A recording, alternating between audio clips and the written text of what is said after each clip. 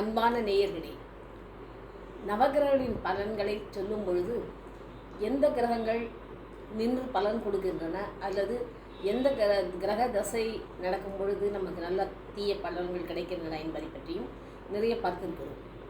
ஆனால் இப்போ நான் சொல்ல போகிறது என்னன்னு கேட்டாக்க, மெலிஃபிக் பிளானட்டான செவ்வாய், சனி, ராகு, கேத்து இந்த கிரகங்கள் அண்டு பெனிஃபிக் பிளானட், அதாவது நல்ல பலன்களை கொடுக்கக்கூடிய சூரியன், சந்திரன், சுக்கிரன் இவைகளை பற்றியும் நம்ம பேச போகிறோம்.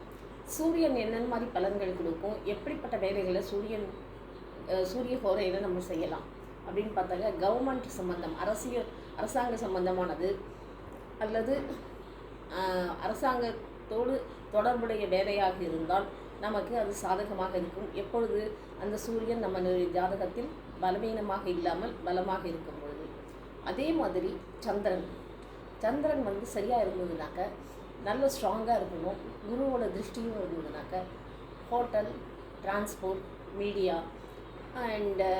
அண்டு ஸ்வீட் கடை, பேக்கரிஸ், ஐஸ்கிரீம், ஆயில் இந்த மாதிரி ஒரு தொடர்பான டிரான்ஸ்போர்ட்டு இந்த மாதிரி தொடர்பான வேலைகள்லாம் அவங்களுக்கு ஸ்ட்ராங்காக இருக்கும். கலைத்தொழில் நல்லாயிருக்கும். சந்திரன் எப்போவுமே இமேஜினேஷனை கொடுக்கும். அதனால் கலைத்தொழிலும் நன்றாக வளர்ச்சி அடையும். அதற்கு பிறகு சூரியன், செவ்வாய், அதற்கு பிறகு சந்திரனுக்கு பிறகு செவ்வாய் என்பது பூமி லாபத்தை கொடுக்கக்கூடியது. எந்த ஒரு ஜாதகத்தில் செவ்வாய் உச்சமாகவோ அல்லது குருவின் பார்வைப்படும்படியாகவோ அல்லது நல்ல கிரகங்களின் வீட்டில் அமர்ந்து இருந்தாலோ செவ்வாய்க்கு நல்ல பலன்களை கொடுக்கும். அதாவது வீடு, வாகனம், வண்டி இந்த மாதிரி பலனை கொடுக்கும். அப்படி பலனை கொடுக்கணும்னு சொன்னாக்க இதோட கேரியர் யூனிஃபார்ம்டு ட்ரெஸ்ஸு, மிலிட்ரி அல்லது police, hospital, nurse, doctors and டிரான்ஸ்போர்ட்டில் இருக்கலாம், ஆயில், பில்டிங் மெட்டீரியல்ஸில் இருக்கலாம், இன்ஜினியராக இருக்கலாம், சாஃப்ட்வேர் இன்ஜினியர், ஆர்கிடெக்டாக இருக்கலாம். இப்படி பலவித வேலைகளை செய்யக்கூடியவராக செவ்வாய் காட்டுகிறது. அதுக்கடுத்தது ராகு என்னெல்லாம் பலன் கொடுக்கும் அப்படின்னு கேட்டாக்க, நல்ல படிப்பு கொடுக்குங்க. ராகு எஜுகேஷன், குழந்தைகளுக்கு படிப்பு. அது ராகு மட்டும் நல்லா அமைஞ்சிடுச்சுனாக்க ஒருவருடைய ஜாதகத்திலையோ பெற்றோர் ஜாதகத்திலையோ அவர்களுடைய குழந்தைகள் நிறைய படிப்பாங்க. நிறைய நல்ல படிப்பு, வேலை வாய்ப்பு, வெளிநாட்டு செல்வது, இப்படிப்பட்ட நல்ல பலன்களை எல்லாம் அவர்களுக்கு கொடுக்கும். அதுக்கப்புறம்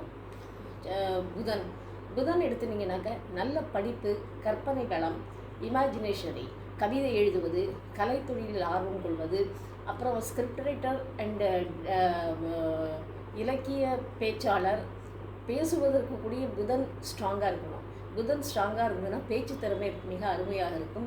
நன்றாக கவரக்கூடிய பேச்சு அமையும். அவர்களுக்கு பேச்சாலேயே வருமானம் கிடைக்கும்.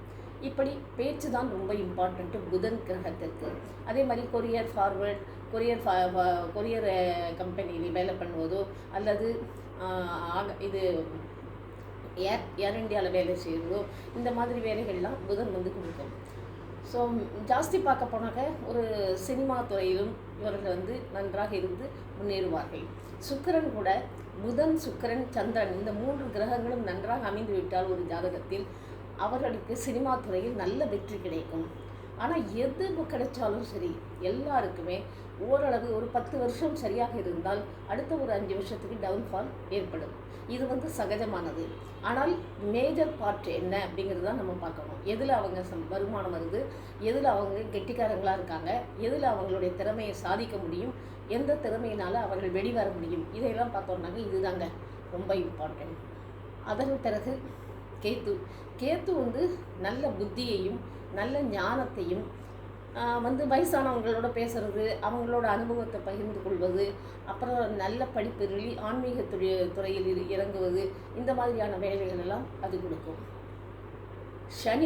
சனியும் ராகுவும் ஒரே மாதிரி தான். சனியும் நல்ல படிப்பை கொடுக்கும், நல்ல தத்துவங்களை கொடுக்கும். பிடிவாத குணம் இருக்குங்கிறது அதை நல்லதை மட்டும் நம்ம எடுத்துப்போம். ஸோ சனியோட காலம் நடக்கும் பொழுது அரசாங்க வேலை, வெளிநாட்டு பயணம், படிப்பு, குழந்தைகளுக்கு என்ன தேவையோ அது, எல்லாமே அது கிடைக்கும், நிரந்தரமாக கிடைக்கும். இப்படி இந்த கிரகங்கள் எல்லாம் பார்க்கும் பொழுது நாம் ஒன்றே ஒன்று தெரிஞ்சுக்கணும், நமக்கு நல்லது கெட்டது ரெண்டுமே வரும். அது ரெண்டையுமே எதிர்கொள்ளக்கூடிய பக்குவத்தை நம் மனது அடைய வேண்டும். நன்றி, வணக்கம்.